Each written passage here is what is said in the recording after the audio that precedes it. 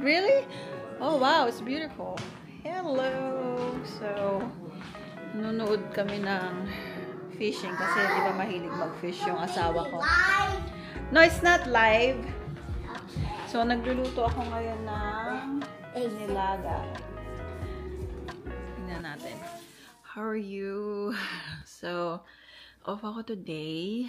Natulog ako buong araw. So, ayun, hindi ako Actually, patulog na ako. Tapos, nakatawa ako sa sarili ko. So, yung topic na, yung topic ko ngayon is, about vlogging.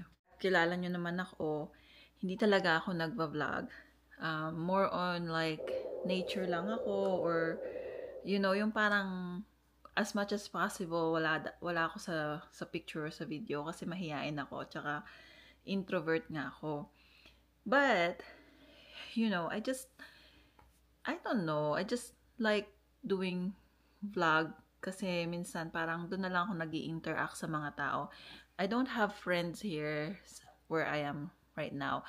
So, why not just do this? So minsan may kausap ako yung mga followers, and also I'm doing this because we're helping kids in the Philippines. Me and my husband helps kids in the Philippines.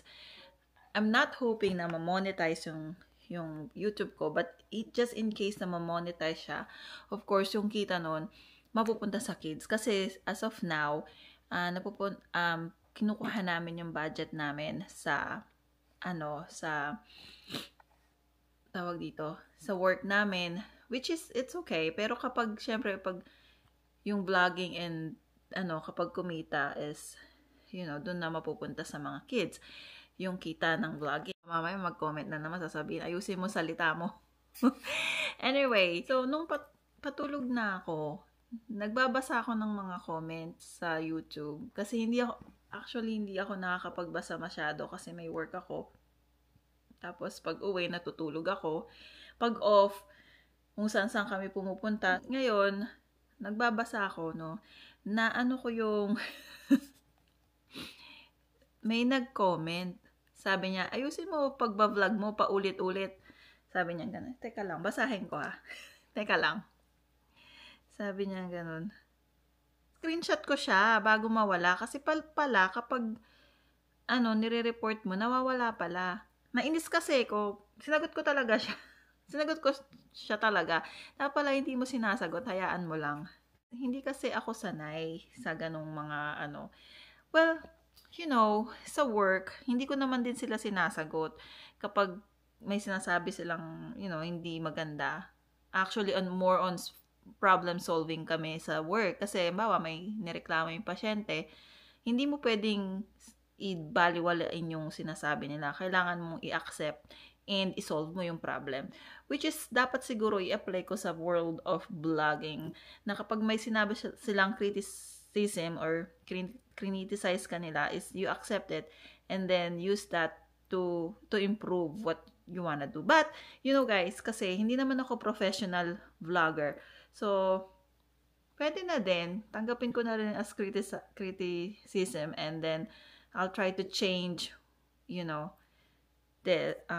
pag-vlog. Pero, kasi naman, hindi naman ako nagba-vlog para sa'yo kasi ate. Kaka-comment lang niya. Ang sabi niya, ayusin mo pagba-vlog. Pabalik-balik yung mga sinasabi mo. Ngayon, ayoko nang panoorin yung video na yun. Ayoko nang panoorin yung video na yun kung ano man yung mga pinagsasabi ko doon. Siguro nga pabalik-balik kasi alam ko naman na pag nagsalita ako, paulit-ulit yung sinasabi ko. And alam mo yung gesture ko na, ayan, yung ganon. So, siguro yun yung mga sinasabi. Tapos paulit-ulit yung sinasabi ko na, I don't know. So, pinatulan ko. Nireplyan ko siya. Sabi ko, ulit-ulitin ko kung ano gusto ko kasi vlog ko to. Kung gusto mo mag-vlog ka ng iyo.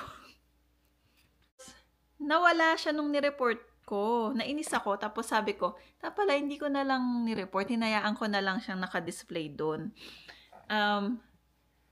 Kasi, din naman siya, parang Siguro nga ganun, wala lang, siguro nahihiya lang yung mga followers ko na magsabi na paulit-ulit nga yung sinasabi ko. So anyway, tapos naisip ko, pag pala talaga nagba-vlog ka, dapat maano ka, yung, wag mong intindihin, hindi naman wag intindihin, wag kang patola.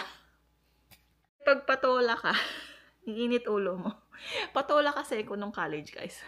Tapos nung nag-work na ako as a nurse, dun na lang medyo nabawasan kasi nga bawal maging patola 'di ba sa work.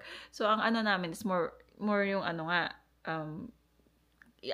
acknowledge mo yung nirereklamo nila or sinasabi nila. Which is siguro ma-apply mo din sa world of vlogging. Na kapag may nagsabi sa'yo na ang mo naman ganyan ka naman. Dapat gawin mo na lang yon as natatawa ako sa sarili ko na improvement mo, ganon. So sorry kung sino ka man na kita na report, mag-comment ka ulit, promise hindi na kita i-report. Guys, meron pang isang nag-comment. Patola talaga ako. Pero hindi, itong last na comment na to, hindi naman siya basher, pero hindi ko na siya nireplyan. Ang sabi niya, teka lang, sabi niya, ito yung vlog na, ang vlog ko is, hindi makaipon kasi, teka lang, sabihin ko, sahod ng nurse sa USA, kaya ba? Ayun. Kasi alam ko yung vlog na yun is about na hindi kami makabili ng bahay sa California. Ulit na naman yung pinagsasabi ko doon. Buti nga hindi niya inano. Sabi niya, marami daw siyang kilalang CNA. Guys, yung CNAs or caregiver, sila yung mga katulong ng nurses sa hospital or sa assisted long-term care na maglinis ng pasyente or mag-attend ng mga ng patients. Sabi niya, pag RN ka at hindi ka nakabili ng bahay ay magastos ka. Ang first time buyer ng house and lot, mga 20K lang ang down, may bahay ka na. Of course, dapat excellent ang credit history mo. Maski 100 per hour ka pa, kung hindi ka marunong mag-ipon, padala ka ng padala sa Pinas, may bisyo ka, travel ka ng travel, kung talaga, kaya madaming nagdi-divorce sa US dahil sa financial problem. Pagbabash yun. Pero, totoo yung sinasabi niya. Totoo yung sinasabi niya na, actually, nung dumating ako dito sa US at lumipat kami ng California, may mga kilala akong CNA, no, nakabili na sila ng bahay. May bahay sila pero malayo sa San Francisco. So they travel parang an hour and a half sa work para lang, kasi kung dun sila sa mismong town nila magwo-work, mababa ang sweldo natin, guys. Ganito ang ilagay natin. Kung taga Bulacan ka, magta-travel ka to Manila para mas malaki yung sahod mo kasi yung sahod ng pang Manila is mas malaki kaysa sa Bulacan. So, kailangan mo mag-travel on and off, ganun. So, kaya ang kilala ko ng mga CNAs or ibang mga nurses, nakatira sila sa malayo. Para para yung sweldo nila mas malaki kasi San Francisco parang Manila yon. Kung ganun nang ilagay natin. Baka may mag-comment na naman dyan.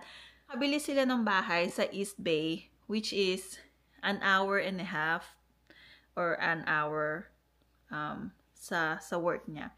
And alam nyo, ang California is very, very traffic sa San Francisco kasi may may bridge doon, Bay Bridge, na sometimes may traffic talaga siya. And talagang medyo stressful. Ngayon, guys, maraming factor kung bakit mo pipiliing tumira sa California versus lumipat ka na lang sa ibang state. Sabi ko na nga dun sa isa kong vlog, kaya ayaw namin sa California bumili. First is kasi kung sa San Francisco din lang din kami magtatrabaho, malayo. Aaminin ko, hindi ko gustong mag-drive ng an hour and a half. Pagod na ako sa 12 hours duty, kung sakali man, tapos uuwi ako sa bahay namin an hour. Dito, kung nasan man kami ngayon, ang work ko is only 15 minutes away kung walang traffic. Kung may traffic, 20 minutes. Sahod namin is okay lang, sapat lang. Tapos, and then yung husband ko, kung sa East Bay kami o medyo malayo kami sa San Francisco, yung husband ko is magta-travel siya from East Bay to San Francisco. Medyo malayo din yun, 1.5 hours. Alam nyo ba guys, nung nasa California kami, ang work niya is San Francisco, ang bahay namin is malapit lang. Kung walang traffic, alam nyo, tatakbuhin lang niya ng 30 minutes. Pero, or 15. Pero nung, lalo na nung COVID, walang traffic, na talagang natatapos namin, ako lang pala kasi sa San Francisco, siya work from home. Nung COVID time, San Francisco dun sa bahay namin is 15 minutes lang. So, 15 to 20. Ngayon, kasi ano siya, highway. Ngayon, nung nagwo-work pa siya sa San Francisco, nung before COVID, bahay namin sa work niya, inaabot siya ng 1.5 hours. Bahay, ano lang namin yun dapat tatakbuhin ng 20 minutes kasi traffic. Imaginein mo kung sa East Bay ka nakatira o sa malayo, tatakbuhin, mga 2 hours ka magbabiyahe kasi rush hour. Alam ko na ang mga Pilipino is kayang-kaya nilang mag-sacrifice for that. But merong mga ibang tao na hindi kaya yun. Like me, hindi ko kaya yun. Asawa ko, hindi kaya yun. At saka, ayoko naman mag-spend. Imaginein mo, mag-spend ka sa road ng 2 hours or 3 hours para lang makauwi. Pagbalik mo ng bahay, matutulog ka lang tapos aalis ka ulit. Parang anong buhay mo nun? Hindi ka mo naman ma-spend yung time mo sa bahay. And then, pangalawang factor is yung school. Kung may bata ka nga, sabi ko na sa isang vlog ko, na isang very number one sa amin is yung neighborhood. Dapat is less crime. Mahirap maghanap. Yun na lang masasabi ko. Mahirap maghanap sa, hindi kami makahanap.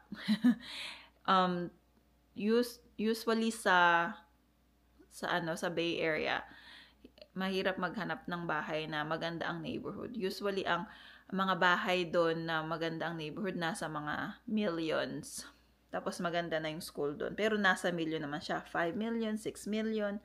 Tapos, in-explain ko na rin na kahit mabayaran, actually po, kaya namin bumili noon kung talagang tinuloy-tuloy namin mag-ipon. Kaso, ang sabi ko nga, kung makabili man kami ng bahay ng 2 million, and then, babayaran namin mortgage is $6,000, $7,000. Mawalan ako ng trabaho yung asawa ko, paano namin babayaran yung $6,000 bills? So, now.